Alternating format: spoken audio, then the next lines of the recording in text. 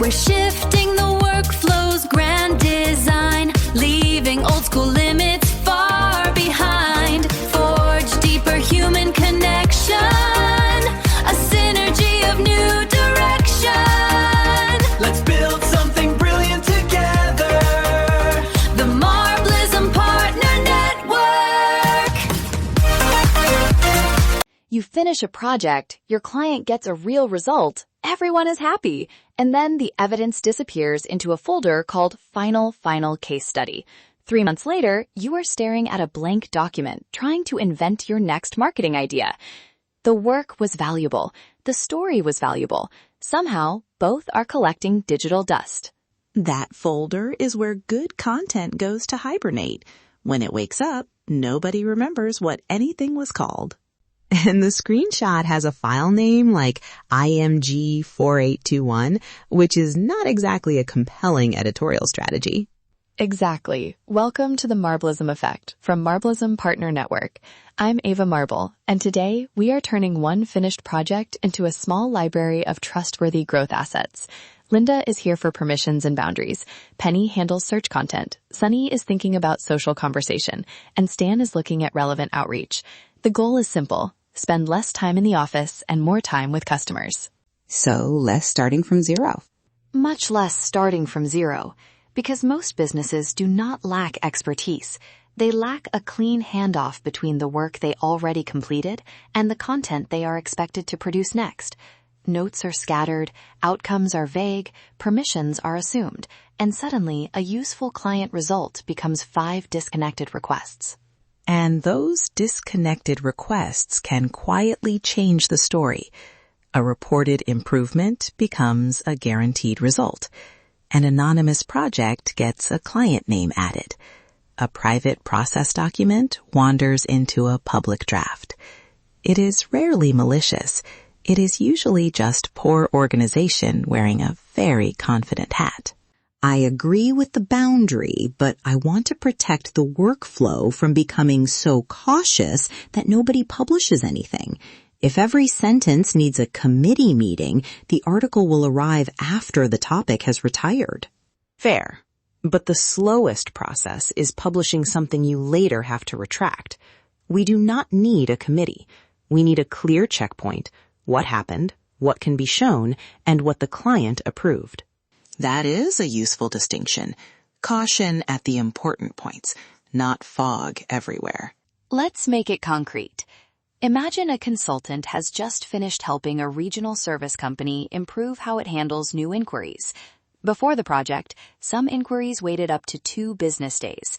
The consultant documented a triage process, assigned response ownership, and helped the team move towards same-day follow-up. The project is complete. What do we capture first? I would create one compact proof brief, not a giant archive.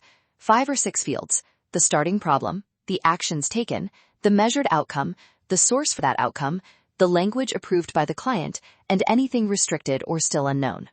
Add the permission scope. Can you name the client? Show the logo? Publish the number? Use the story on the website, social media, and in outreach? Those permissions can differ.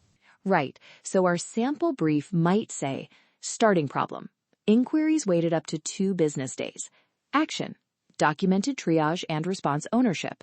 Outcome, the team reported faster follow-up, with same-day response becoming the target process.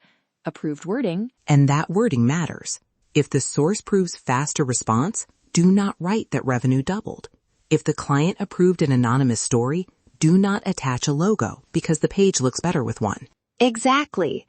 Approved language, the team reported faster response after the process redesign. Restricted material, client name, logo, and internal staffing details. That is already enough for the next handoff. Give me that brief, and I look for the real question underneath the project. Here it could be, how can a small service business respond to inquiries faster without immediately adding another full-time coordinator? That question gives the article a job. And it keeps the article from becoming a disguised advertisement. Exactly. I would title it something like, How to Build a Faster Inquiry Response Process for a Small Service Business. Then I explain the bottleneck, show how response ownership works, suggest a simple measurement, and use the anonymized project as an example. I write for search and for trust. And label the example accurately. One client experience is not a promise for every reader. Yes, specificity is not exaggeration. In fact, a modest, documented result often feels more believable than a dramatic claim with no visible support. Then I do not copy the article into 3 social posts and call it a strategy. I pull out 3 different reasons for someone to stop scrolling. First, an observation. Slow inquiry response can make a good business look unavailable. Second, a question. Where does ownership of a new inquiry actually sit on your team? Third, a process story. This company reduced confusion by documenting who responds, when, and with what information. That is useful. Would you include the same-day detail in the first post? Maybe, but I would not lead with it as a victory headline. We got every business to respond the same day would be too broad. I might say one service team used clearer ownership to move towards same-day follow-up. Then I ask people what slows their response process down. Good. Short posts need the same discipline as long articles. Removing context can make a careful statement sound like a guarantee. And if a post sounds like an advertisement, I revise it. Social content should invite a useful response, not corner someone with a sales pitch. That same brief can support outreach, but only when the problem is relevant. So I would send this result to every service business that...